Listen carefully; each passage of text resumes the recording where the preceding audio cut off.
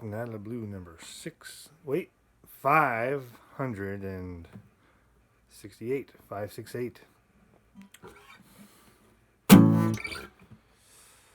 So I'm going to answer two questions, general questions about this.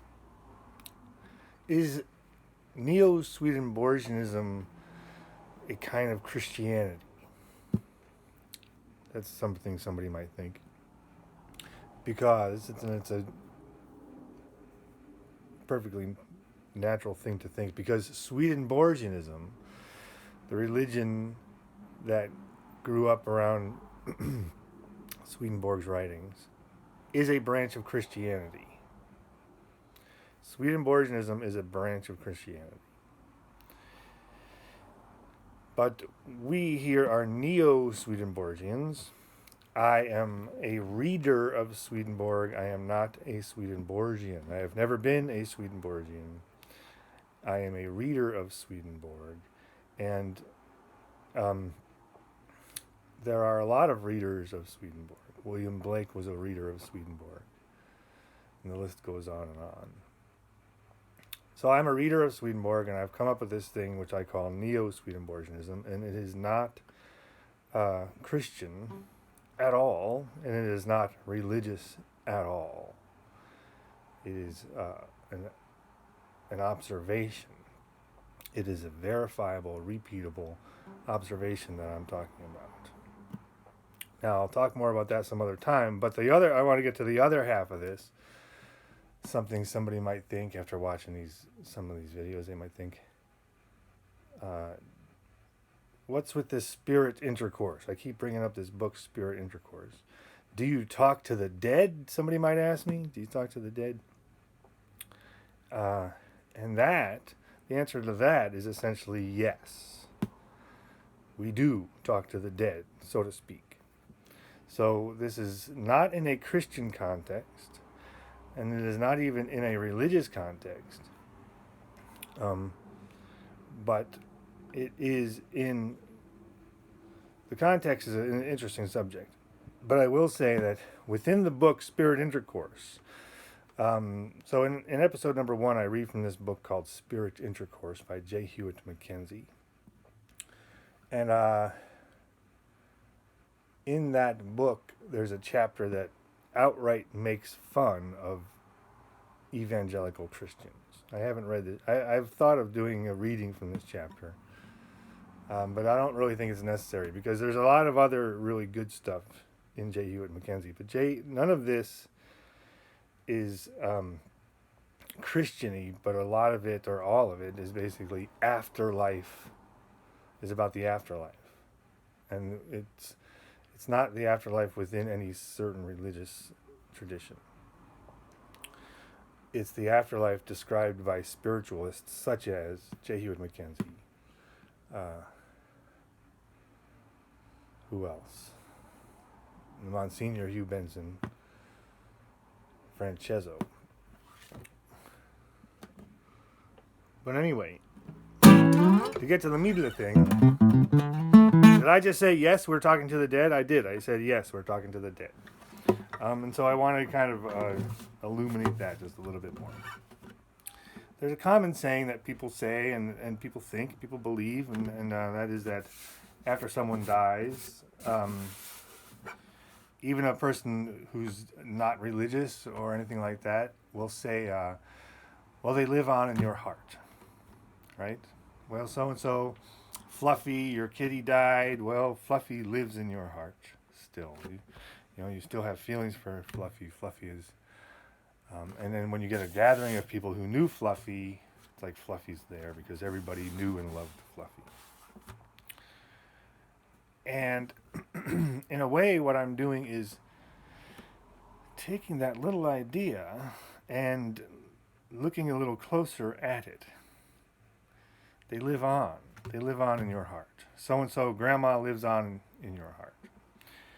And if you look a little closer at that, then you realize you can look even closer. And you can get incrementally closer to this idea. And the closer you get to it, you can never really... It turns into a very big idea. Because if this person lives... Grandma lives in your heart. Or even, I apply it even to people who you've read. Let's say Marcus Aurelius. Let's say you've read Marcus Aurelius, and it, something he says was like made sense to you.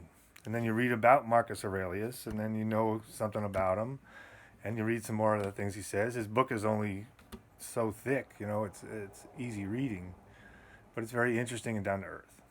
So Marcus Aurelius could live in your heart. And so if you look at that more closely, you can see that there is a strictly literal quality to that idea. So, if we examine someone living in our heart, let's not look at Fluffy or Marcus Aurelius, let's look at Grandma. You can imagine Grandma on one day and another day wearing two different sets of clothes. And you can imagine Grandma younger in her life, and you can imagine Grandma as you knew her. And then you could think, and here's the important thing, you can think, well, what's Grandma doing now? Where's Grandma now? So she's up in heaven somewhere. But we are not looking specifically at this so-called heaven. We are looking within our own heart. So we remember Grandma, and we think about Grandma, and Grandma lives in our heart.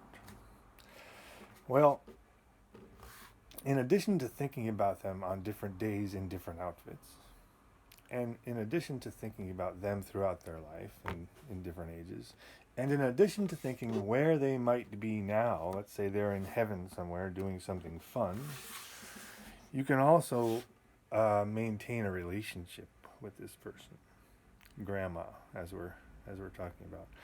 Let's say Grandma burned you when you were little, Grandmas aren't always nice. Maybe you got something, maybe you have something you want to talk about with Grandma.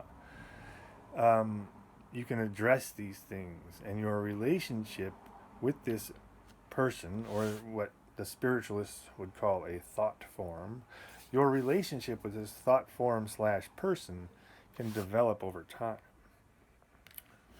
And so what I'm suggesting is that there is a certain literal quality to them living in your heart.